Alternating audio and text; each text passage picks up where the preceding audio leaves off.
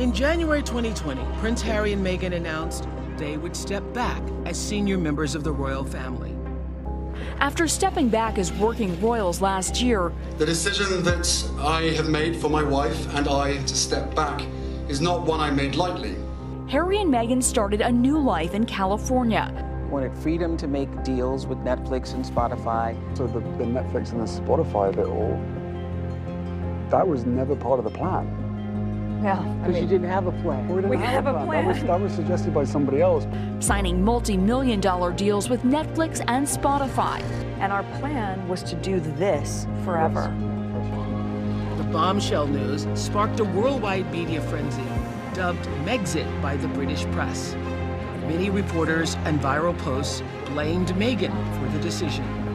And we did everything on the exit process the way that it should have been done. With as much respect. With as much respect. Oh my God, we just did everything we could to protect them.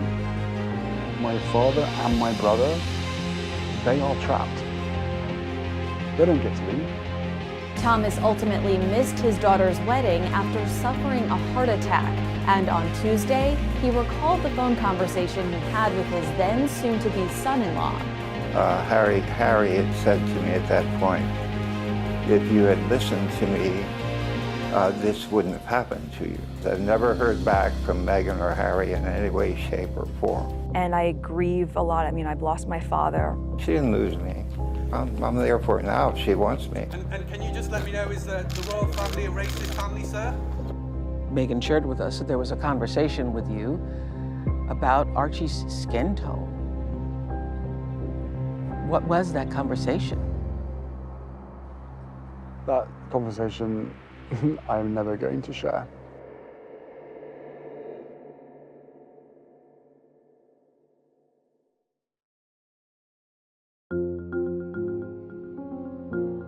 Former Prince Harry, along with his wife Meghan, sat down for an interview in an attempt to set the record straight about their decision to leave royalty. In this episode, I'll be reviewing the former prince along with Meghan. I'll be looking to see if he's either a woke, rebellious member of the royal family or just a guy following the plans of someone else's agenda. Now, if you haven't watched part 1 yet, I strongly suggest doing so before we continue, and you can find the link for that one right here.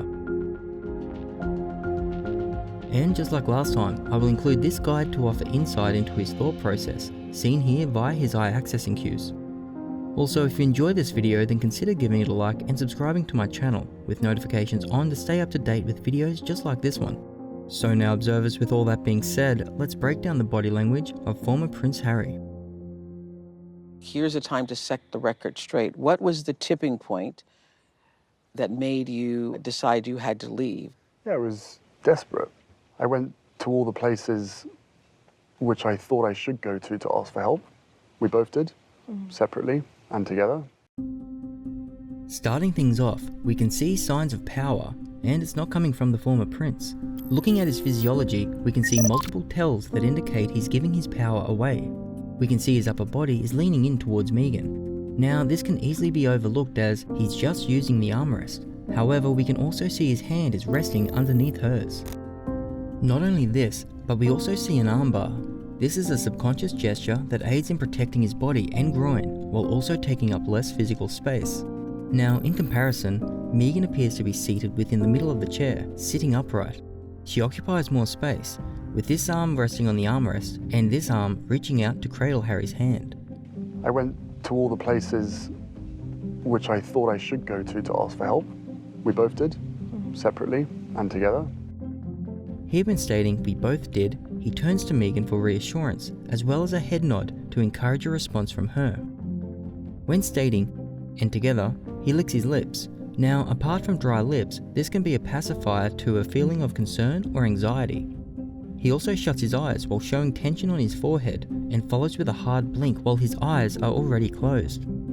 He then takes a deep breath via his mouth, indicating stress, and you can also hear the displeasement in his voice. Separately and together. So it appears that the confrontation that they had together may have caused the most stress and may have been their turning point. So you left because you were asking for help and couldn't get it? Yeah, basically. Here he narrows his lips. Now this is not a lip compression. and this can indicate a lack of confidence, which is accompanied by the visual manifestation of deep concern, seen here via this long blink and tension on his forehead. He then finishes by resting on this look of worry, seen by this slight pressure on his eyebrows. A lack of confidence is also heard in his voice as he quietly utters, "Yep, basically." Yeah, basically. It seems to me that this arrangement may have been totally out of his control. I think what we really have got to clear up here is because one of the stories that continues to live, either through rumors or social media out in the world, is that you, Meghan, are the one who manipulated, calculated, and are responsible for this Megxit. Oh my gosh. It's amazing how they can use Meg for everything. Yes, there are even stories that you knew all along that this was going to happen. You went through the whole process, and it was all intentional to build your brand. Can you imagine how little sense that makes? Now, she just got told that she manipulated, calculated, and is responsible for the Megxit, and she responds only to the comical use of her name. Here we can see an extremely subtle jaw-shifting gesture. This is a good indication that something is bothering him. This teeth display here is a toned-down expression of fear. It was all intentional to build your brand. Can you imagine how little sense that makes? So when she replies here, we can see that the former prince expresses a smirk. This of course is a sign of contempt. This is also accompanied with a short inhale, which is a sign of amusement. He also juts out his tongue, and this can signal a playful display of getting caught out. This is then followed with a half smile, which is similar to the smirk. It can also reveal the person believes they're getting away with something. I left my career, my life, I left everything because I love him, right? And our plan was to do this forever. For us, Our plan for me, I wrote. Now here poor Meghan is trying to convince the public that she left her rank as civilian to downgrade to royalty. So she left everything and is now conveniently back home in LA with multiple streaming service deals in the works. This sounds like a massive upgrade to me, and this could be the reason why she's trying so hard to convince us otherwise. It could also be the underlying reason as to why Harry finds this amusing. She seeks approval from Oprah by saying, "I left everything because I love him, right?"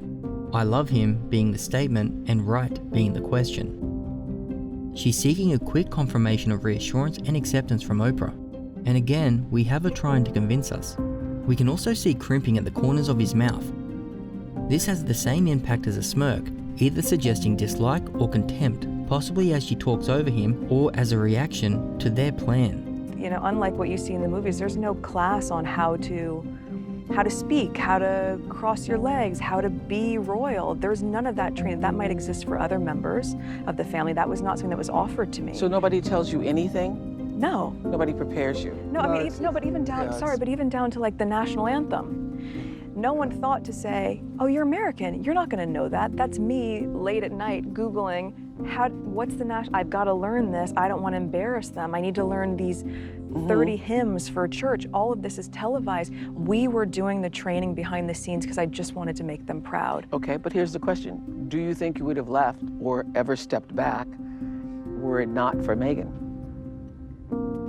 Now, the first question Oprah asks is, "Nobody tells you anything?"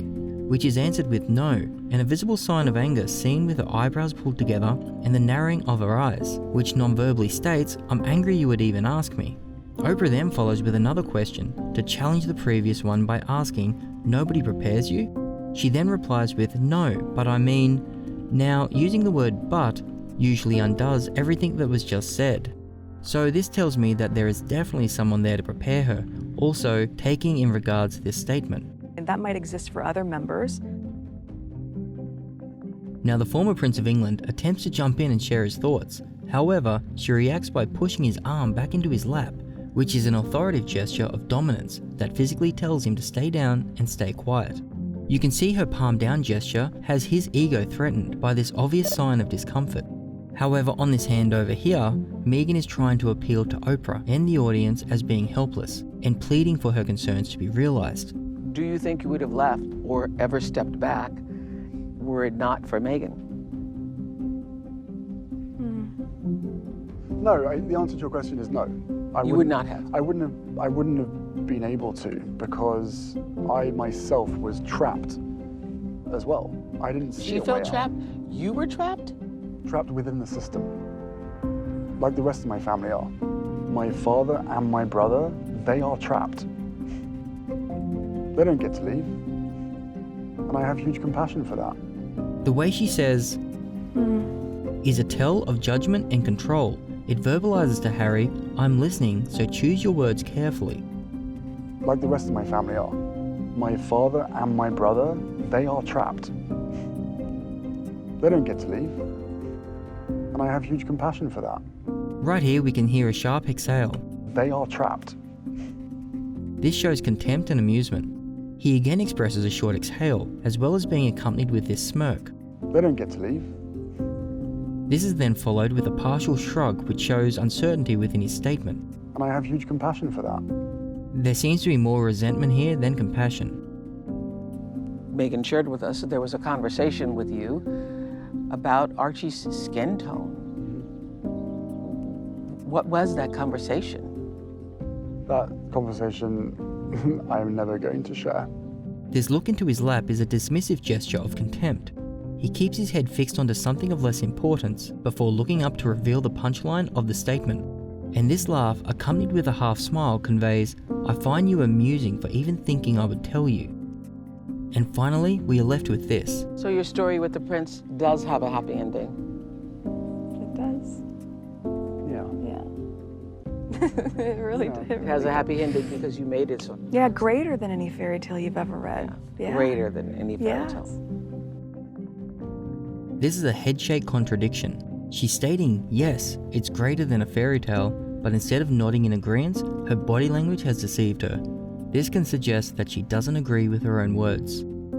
She also takes in a deep breath, indicating stress, accompanied by increased blinking, also linked to stress, and then finishes on this extended eyes closed, which signals deep concern with a partial lip withdrawal, and this lip withdrawal can signify significant concern, and this is seen here with the sides of her mouth turned down, displaying sadness. So it was quite clear during this interview that the prince is probably not the ruler of his kingdom. In part 1 we got to see Meghan express her concerns and voice her story with intimate detail. However, once Harry joined in, she went on the defense, showing signs of control as well as manipulation. When we watched Harry speak, however, we saw displays of defeat, weakness, as well as contempt for his own brother and father. And at the end, I found this display was totally contradictory to her words, and I would most likely believe the opposite to be true. And as one voice was raised, and this is what happened here. You feel like you got your voice back. Another was lost in the process.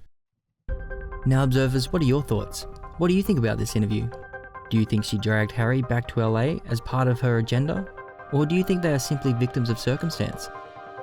Share your thoughts in the comment section below, and don't forget to like and subscribe with notifications on to stay up to date with videos just like this one. You can also find me over on Facebook, Instagram and Twitter. And if you're still with me up until now, then again, allow me to offer you a huge thanks. And with all that being said, my name is James, and this concludes my review on former Prince Harry. So, until next time.